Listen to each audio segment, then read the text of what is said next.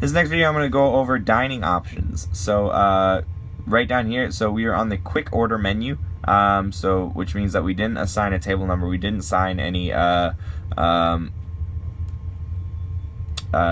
option or anything like that, so it is naturally dine in. So right down here we can see that it is dine in. So if we want to do a phone order or a carry out, for instance, which either one we need to do from the quick order menu, you need to go to the option that you want. You need to type in a phone number. So we're going to type in the number of the restaurant here. So here's where you would ask for their phone number, and they would say, they would reply with their phone number. You just need to write it down, and then we can see right here we have a couple stuff listed under the Matanga's phone number. So we're just going to do Matanga's Pizzeria. You can see right here when their last visit was, their total number of visits, the total amount that they have spent, and the average amount that they have spent as well. You can view their order history, so you can view their history right here. As well, if they want to order the same exact thing again, you can just hit order again. But if they don't want to do any of that and they want to do a custom order, you just hit next. You can see right up here the dining option has been changed to carry out. Right down here to carry out as well, and it's for Matanga's Pizzeria at 210-592-1138. So here's where you would type in the order and you would hit send and everything like that, and then you would get a phone order or a carryout ticket. So for instance, they want to switch, they want to do it's a phone order. You just type it in and you hit next, and you have now phone order. There is a major difference between phone order and carryout, as you guys should already know. But in case you don't, phone order means that they have called the restaurant ahead of time. They are on their way to the restaurant. They are not here yet. That is a very important distinction between carry out, which means that they are here. It is a carry it out to the front type. So you can see right here, it does say carry it out. So what that means is that they are currently here at the restaurant, and we need to carry it out to the customer. We need to bring it out to the front. We need to bring it out to them. So that means if you see any carryouts in the warmer, then you need to ask about it, because something is wrong or something, because carryouts should not be in the deck oven. They should be in the hands of the customer who are currently waiting out there. If phone orders, on the other hand, do not have priority.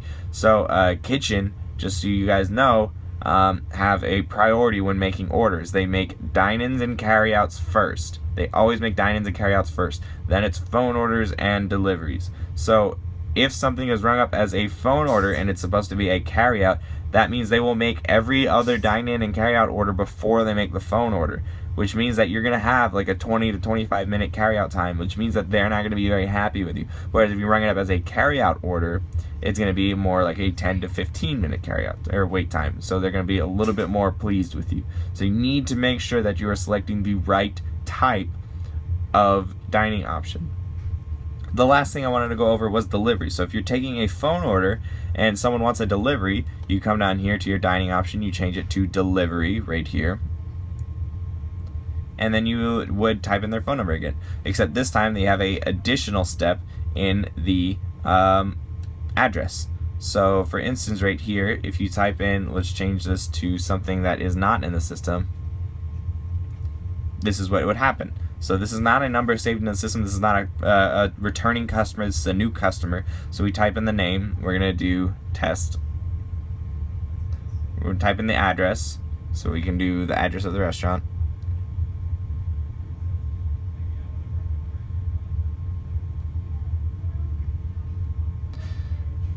Excuse me, sorry.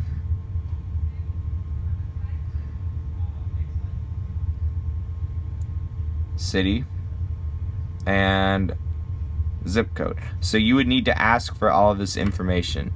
So you need to ask for your the name of the person who would like the delivery, the address, the company or apartment number if they are in one. So just so you guys know, we are in suite 290.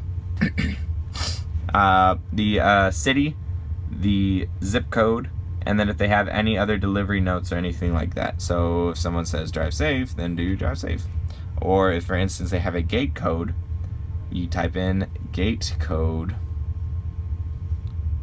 3122 or something, whatever their gate code might be. Now this is the most important step, so you can see that all of this is done. We have all their information, we have their phone number, we have a new customer name, address, everything like that, we have their gate code, everything. This is the most important step, is this little button right here, verify address. So what you need to do is you need to hit verify address for every single delivery. This will let you know if we can take that delivery or not. So if it is in green, that means go. If it is in red, that means stop. We cannot take that delivery. So what you need to do, if something is outside of our delivery radius, we need to apologize and say, hey, sorry about that, we actually can't take your delivery. We can't ensure the integrity of the food past a certain point. We can switch to a carryout if you want, or a phone order, right, if you want. And we can get you a free order as Zeppeli as an apology or something like that. But make sure you talk to your manager just to make sure. But if it is in red, we cannot take the delivery. If it is in green, we can take the delivery. But you need to hit verify address every single time you ring up an order. So also very important, you hit next and not cancel. So you hit next, and you can see right up here, every single time that you switch the dining option, you should check right up here and check the dining option. Because if you hit cancel, it'll revert back to dine-in.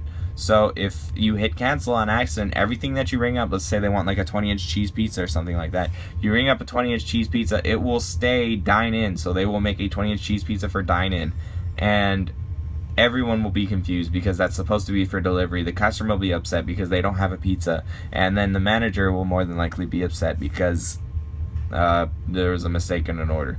So just make sure that we ring up the right thing, and we double check each and every step. So the last thing is kind of a precursor into the next part, but right up here you can see we don't have anything rung up, but there is $3.14 due. That is because we have a service charge with each and every delivery, which is going to be located right up here. So you can see we have a delivery charge of $1.75 that goes to the restaurant, and then we have a service charge which goes to the driver, which goes to $1.25. Now we do have a house account with a company called Core-Mark. So Core-Mark ordered from us every now and then. Whenever Core-Mark orders, they automatically tip the driver $10. So what you need to do whenever Core-Mark orders, you need to have both of those selected and the Core-Mark order selected, so you can see the total went up to $13 now, and then you would bring up whatever food they have. If it is not Core-Mark, then you need to ensure that Core-Mark is not selected. Otherwise we'll be charging the customer an extra $10 that we don't need to charge the customer an extra $10. So just ensure that your service charge is correct, that your dining option is correct, and that you repeat everything back to the customer to make sure all of your phone numbers are correct, your address is correct, and the name is correct and everything like that. Just so if we have any issues, we can call the customer.